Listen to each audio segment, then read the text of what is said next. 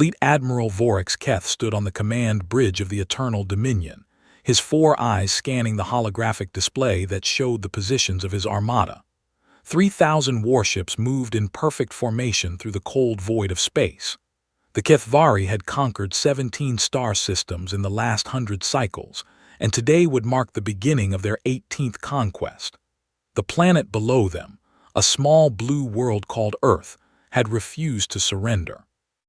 Vorax's gray scales shifted as he turned to his second-in-command. Sub-Admiral Thresh was a younger officer with bright yellow eyes and a reputation for caution. "The humans have assembled their fleet," Vorax said. "How many vessels?" 742 ships, Admiral, Thresh replied. "They are outmatched 4-1. Vorax made a sound that was the Kethvari equivalent of laughter. "Then this will be quick. Open a communication channel. Let us give them one final chance to surrender with honor." The holographic projector flickered to life, and a human face appeared before Vorax. The creature had pale skin, dark hair, and 2 small eyes that held no fear. Vorax found this curious. Every species they had conquered showed fear when facing the Kethvari armada. "I am Fleet Admiral Vorax Keth of the Kethvari Dominion," he announced. "Your planet is surrounded. Your fleet is outnumbered. Surrender now, and your people will be treated fairly as subjects of our empire. Resist, and you will be destroyed." The human smiled. It was a strange expression that showed teeth, which among most species was a sign of aggression. "I am Admiral Sarah Chen of the United Earth Defense Force. Thank you for your offer, but we must decline. Earth does not surrender." "You cannot win this battle," Vorax said, his voice carrying genuine confusion. "Your mathematics must be flawed. We have 4 times your numbers." "Our mathematics are fine," Admiral Chen replied. "But you are missing some important factors in your equation, Admiral. Good luck. You will need it." The communication ended, and Vorax stared at the empty space where the human's face had been. "Fascinating," he murmured. "They truly believe they can win." "Perhaps they are simply ignorant," Thresh suggested. "No," Vorax said slowly. "I have studied many species. That was not ignorance in her eyes, that was certainty." He straightened his posture and gave the order. "All ships advance. Begin the attack." The Kethvari fleet moved forward like a great wave of metal and fire. Their weapons powered up, creating a glow that could be seen from the planet below.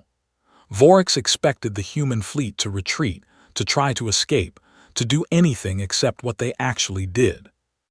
The human ships charged directly at them. "Admiral," Thresh said, his voice uncertain. "They are not forming defensive positions. They are attacking." "Let them come," Vorax replied.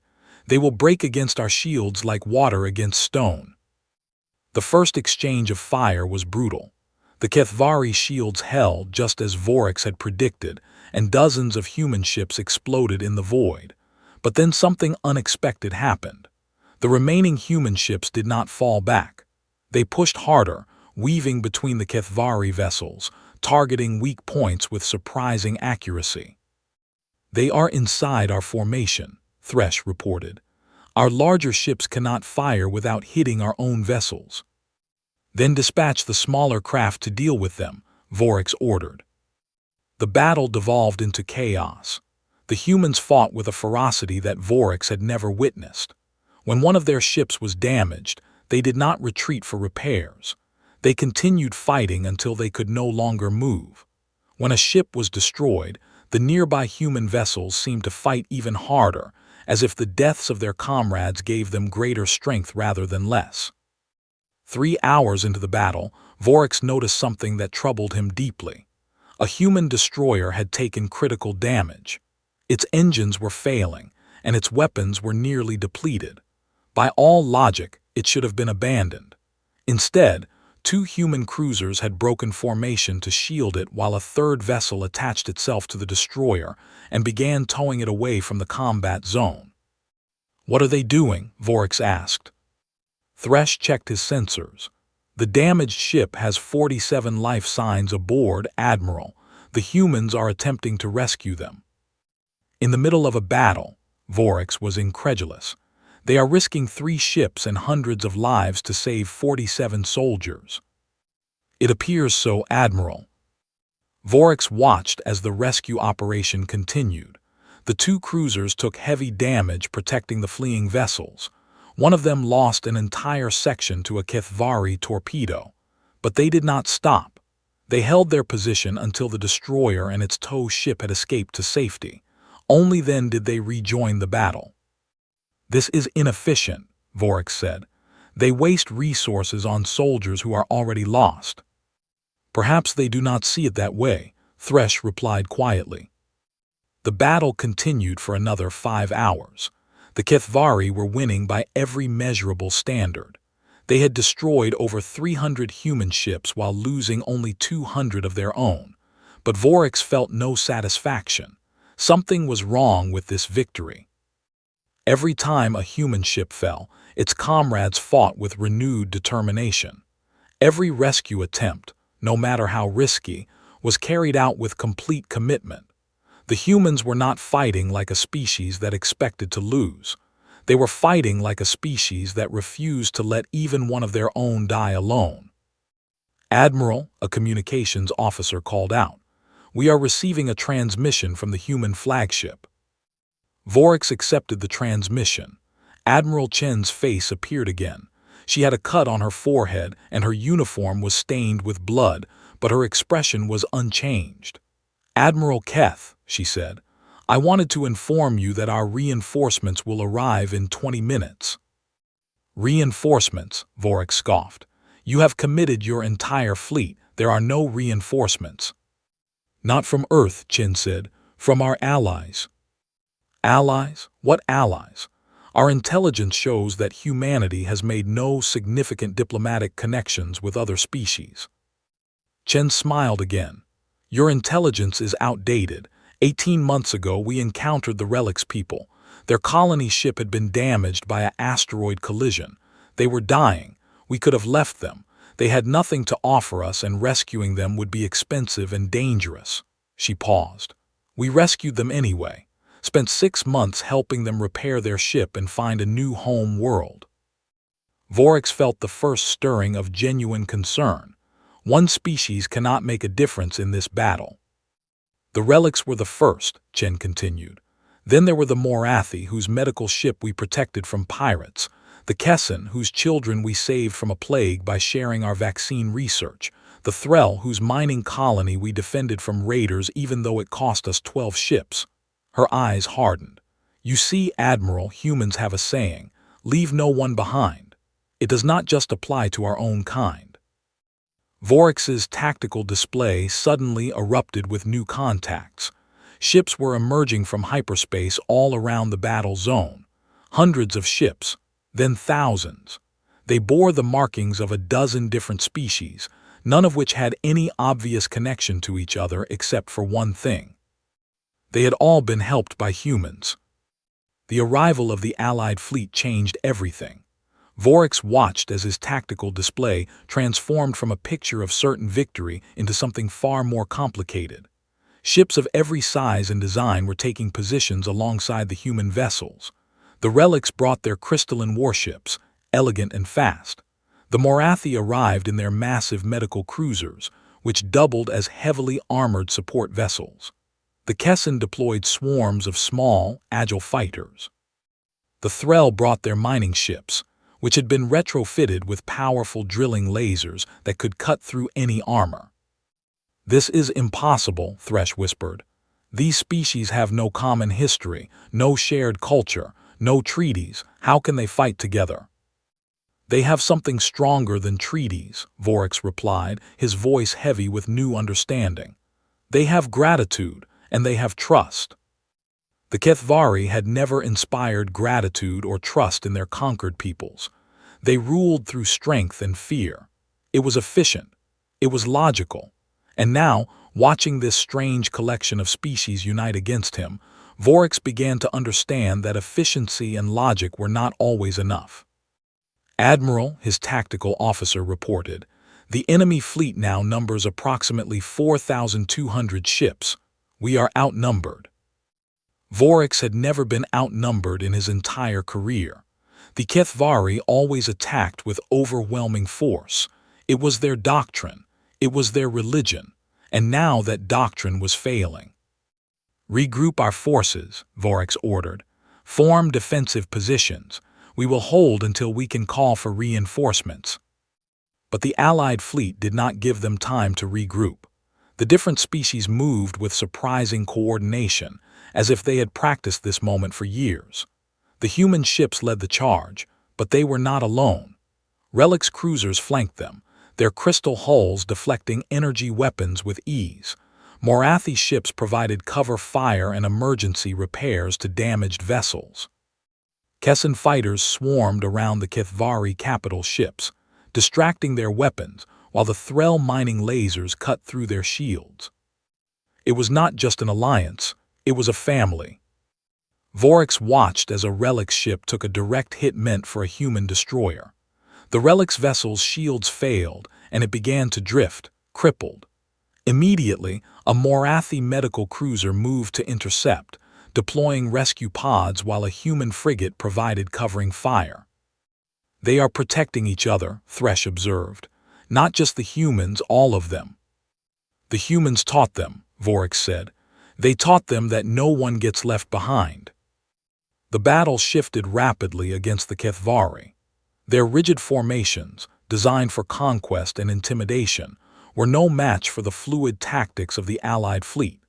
The humans coordinated with their allies through some kind of shared communication system that allowed instant adaptation to changing conditions.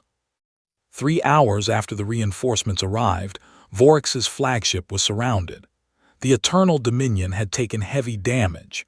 Shields were at 12%. Weapons were depleted. Half of his crew was dead or injured. Around him, the remnants of his once mighty armada were being systematically destroyed or captured.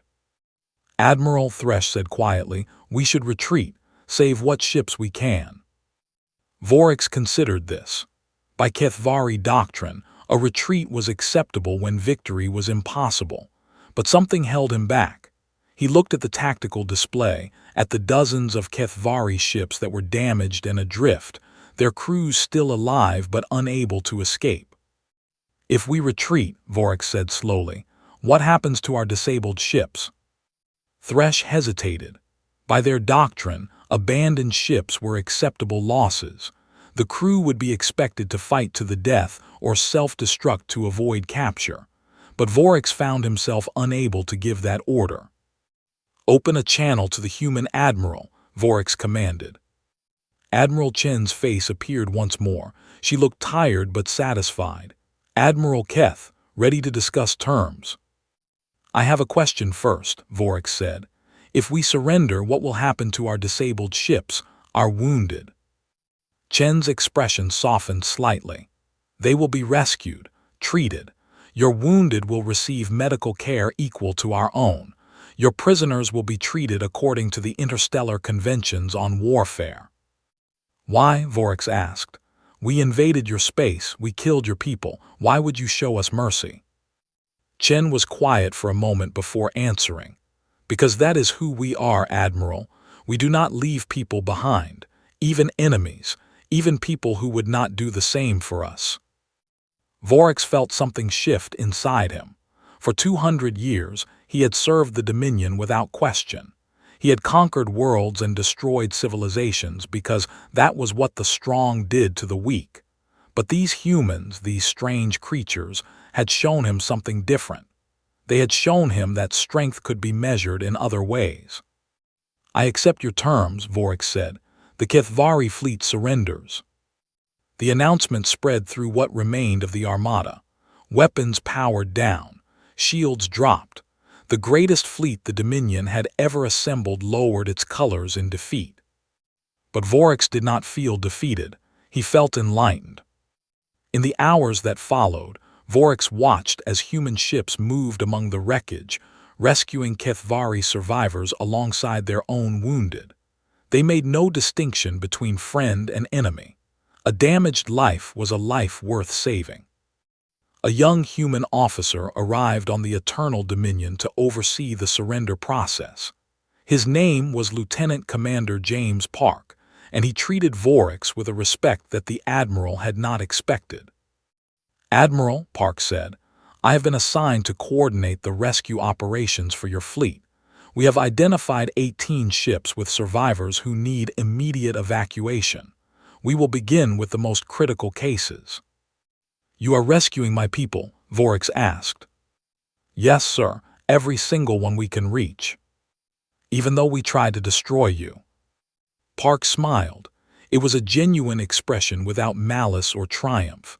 "With respect, Admiral, that was before, this is now, and right now there are people who need help. That is all that matters." Vorax studied the young human. "Tell me something, Lieutenant Commander. Is this truly the way of all humans, or are you exceptional?" Park considered the question. "I would like to say we are all like this, but that would be a lie.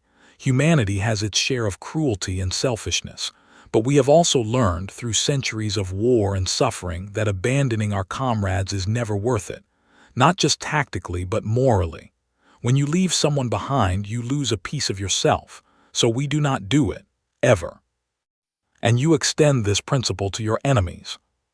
"To everyone," Park said, "because today's enemy might be tomorrow's friend, and because, at the end of the day, we are all just people trying to survive in a universe that does not care about us. The least we can do is care about each other." Vorax turned to look out the viewport of his ruined bridge. Outside, human ships worked alongside relics and Morathi and Kessin and Threll vessels, pulling Kethvari survivors from the wreckage. It was a sight that would have been unimaginable just hours ago. "I have much to learn," Vorax said quietly. "I have spent 2 centuries believing that the strong survive by crushing the weak, but you humans have shown me another way.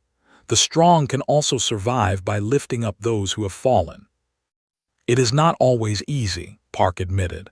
"Sometimes it costs us dearly, but we believe it is worth it." "I am beginning to understand why." 6 months after the battle, Vorax sat in a conference room on Earth's orbital station. The view through the window showed the blue planet below, along with dozens of ships from various species coming and going from the station's docking bays. The scars of war were still visible in places, but the rebuilding was well underway. Vorax had chosen to remain with the humans rather than return to the Dominion. The decision had shocked his former comrades, but Vorax no longer cared about their opinions. He had seen something worth understanding, and he was determined to learn everything he could. Admiral Chen entered the conference room and sat across from him. She had recovered from her injuries and looked healthier than she had during their battle. "Admiral Keth," she said, "thank you for meeting with me." "Please call me Vorax. I no longer hold that rank." Chen nodded. "Vorax, then. I wanted to discuss your request to observe our military training programs." "I wish to understand," Vorax said. "How do you teach your soldiers to never leave anyone behind? Is it indoctrination, conditioning?" Chen smiled. "Nothing so complicated. We teach them by example and by history." "History. Would you like to see?" Vorax agreed, and Chen led him to a large hall that served as a museum of human military history. The walls were covered with images and artifacts from thousands of years of warfare. Vorax found it both fascinating and disturbing. "Humans have fought many wars," Chen explained as they walked. "Too many. For most of our history, we fought each other. We invented new ways to kill, new reasons to hate, new excuses for cruelty." She paused before a display showing images of a massive conflict. "This was called World War II, one of the deadliest wars in our history." "I have read about it," Vorax said. "Over 70 million deaths." "Yes, it was a terrible time, but it was also when something important began to change." Chen pointed to a photograph of soldiers carrying a wounded comrade through a jungle. "During this war and the ones that followed, humans began to develop a code. Not an official one, not at first. Just an understanding among soldiers that you did not leave your people behind. Ever. Why did this change happen? Chen considered the question. I think it was because we finally saw what we were capable of. The horror of that war and others like it forced us to ask ourselves what kind of people we wanted to be. We could continue being creatures of pure survival, abandoning the weak and worshiping the strong, or we could try to be something better. And you chose to be better. We chose to try, Chen corrected. We do not always succeed, but we keep trying. They walked further into the museum, past displays showing rescue operations, medical evacuations, and missions to retrieve fallen soldiers. Vorik stopped before a holographic memorial that listed thousands of names. These are soldiers who died during rescue missions, Chen explained. People who gave their lives trying to save others. This seems inefficient, Vorik said carefully. You lost lives trying to save lives. From a purely mathematical perspective, yes. But war is not about mathematics, Vorik. It is about people. And people need to know that they matter. That if they fall, someone will come for them. That knowledge gives soldiers strength that no weapon can provide. Vorik thought about his own soldiers, the ones he had left behind in battle after battle, following the cold logic of the Dominion. He thought about how they must have felt in those final moments, knowing that no help was coming, that they had been deemed expendable.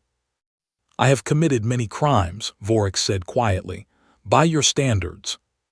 Yes, Chen agreed without judgment.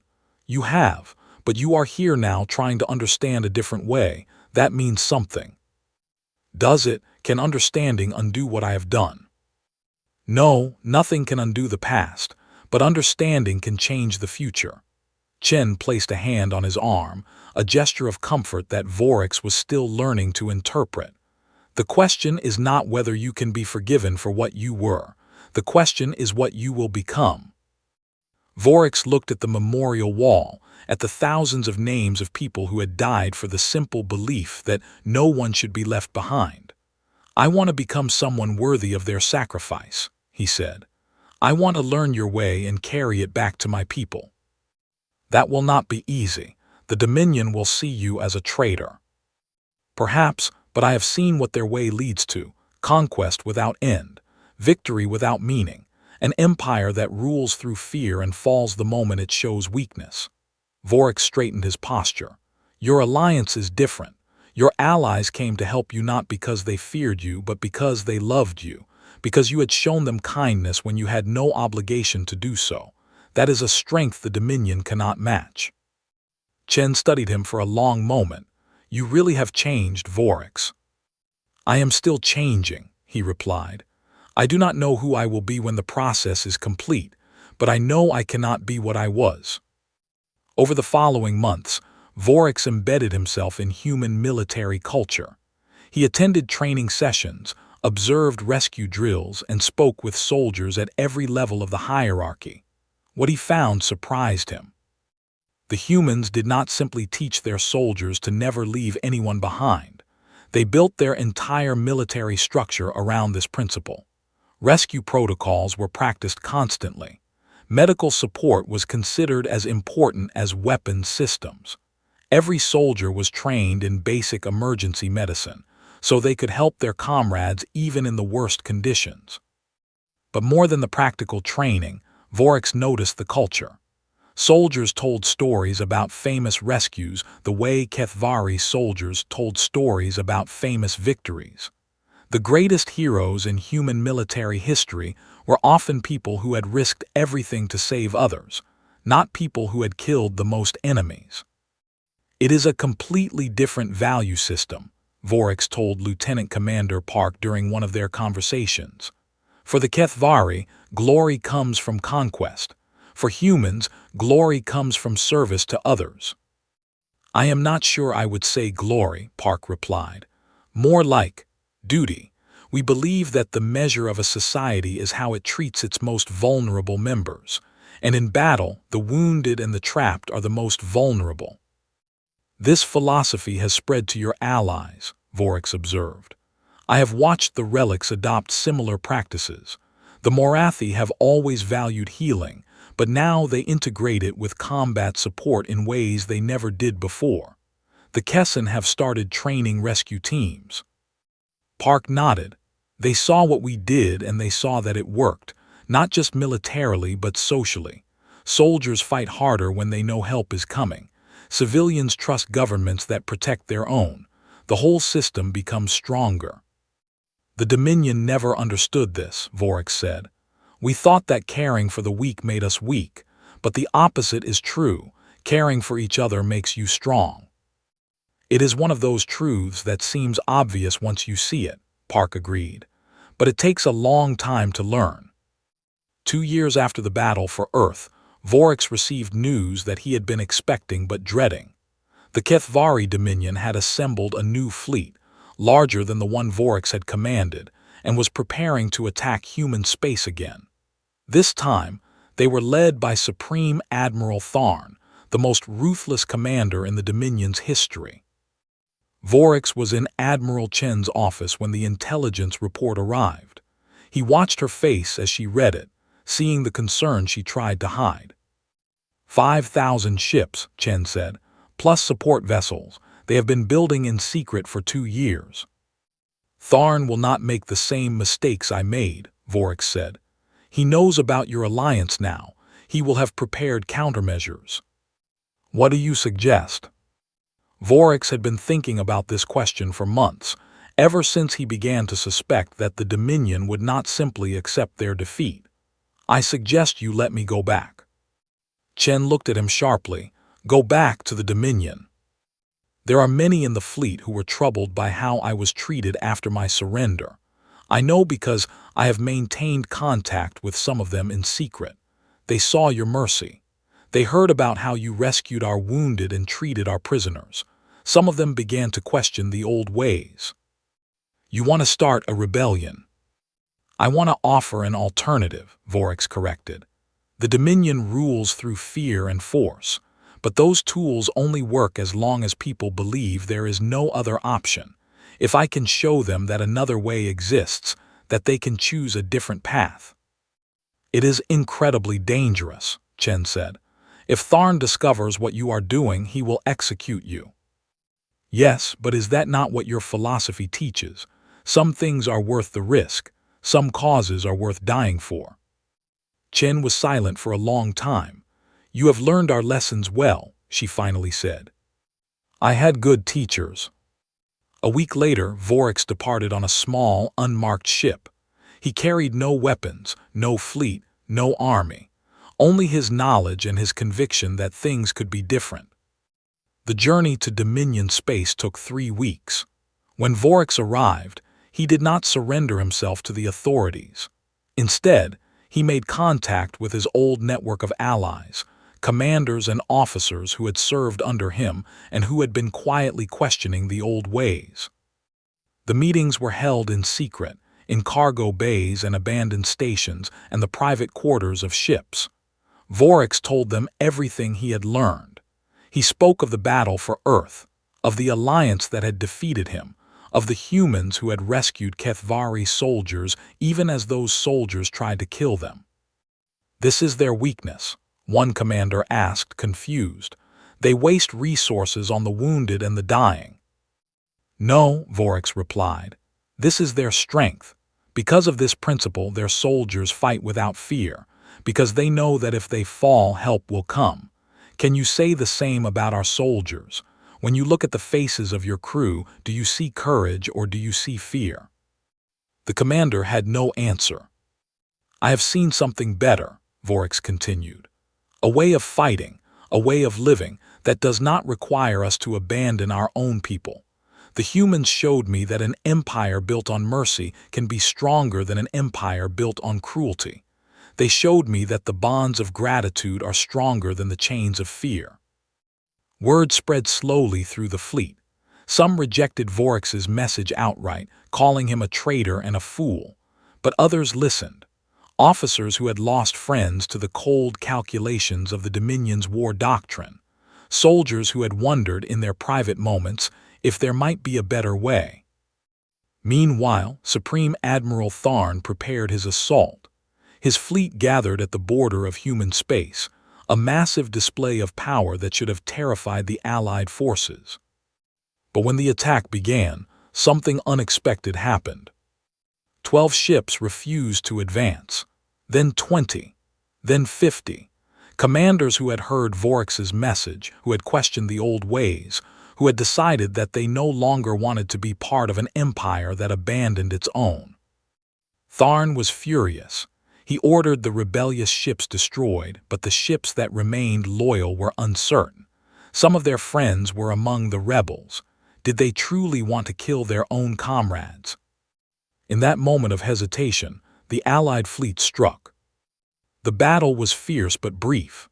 Tharn's fleet, already fractured by the rebellion, could not coordinate effectively. The rebels provided crucial intelligence to the Allies, revealing fleet positions and battle plans.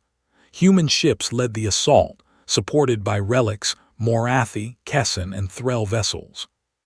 But the most important moment came when a Kethvari ship, one of the rebels, was struck by friendly fire from a loyalist vessel. The ship began to break apart, its crew trapped inside. A human destroyer immediately changed course to help, but before it could arrive, another ship reached the stricken vessel first. It was a Kethvari cruiser, one of the rebels. It extended docking clamps and began evacuating the survivors. Vorex watched from the bridge of the rebel flagship, tears streaming down his scaled face. It was the first time in Kethvari history that one ship had risked itself to save another. "We are not leaving anyone behind," the cruiser's captain announced over the open channel. "Not anymore." The message spread through both fleets. Loyalist commanders saw their own people being rescued by rebels and humans alike. They saw mercy being offered to those who had shown no mercy. And one by one, they began to question everything they had been taught. By the end of the battle, over half of Tharn's fleet had defected or surrendered. The Supreme Admiral himself was captured when his own crew mutinied, unwilling to continue fighting for a cause that seemed increasingly hollow. "How?" Tharn demanded when he was brought before Vorex. "How did you do this? You had no army, no weapons, no power." "I had something better," Vorex replied. "I had an idea.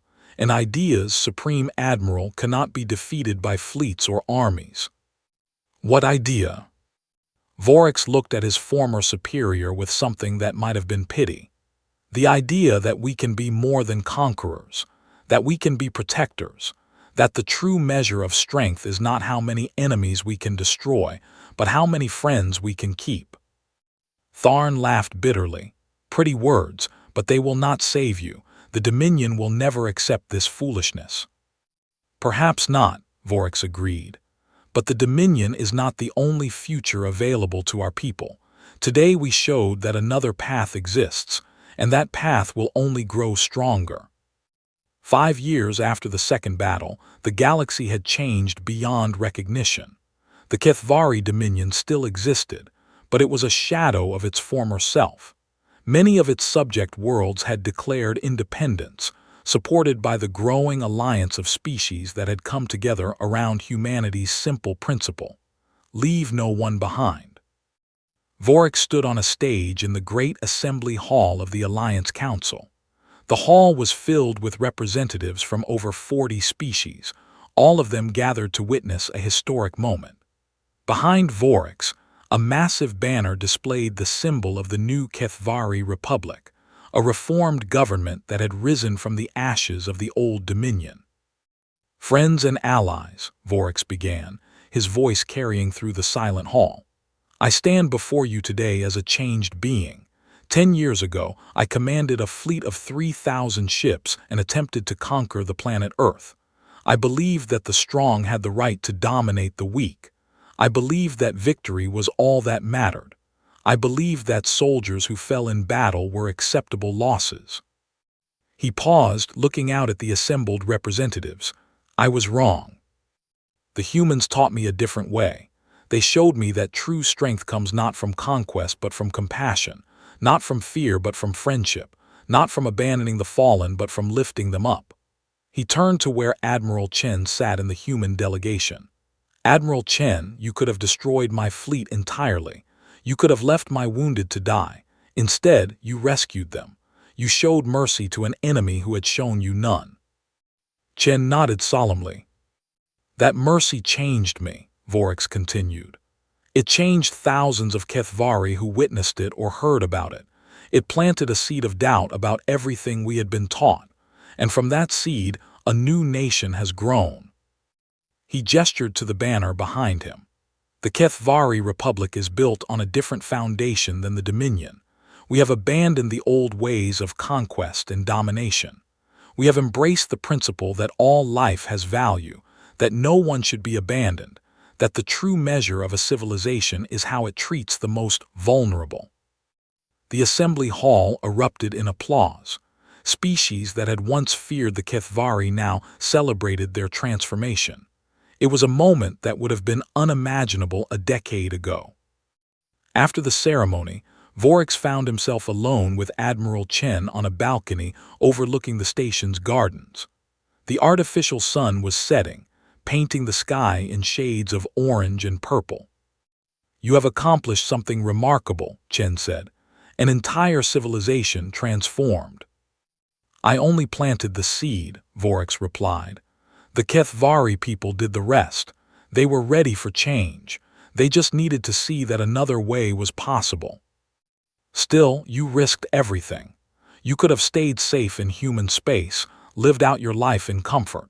Instead, you went back to the Dominion, knowing you might be killed." "I learned that from you," Vorax said. "From humans, you taught me that some things are worth dying for, that there is no honor in safety when others need help." He turned to face her. "Tell me, Admiral, why do humans never abandon their comrades?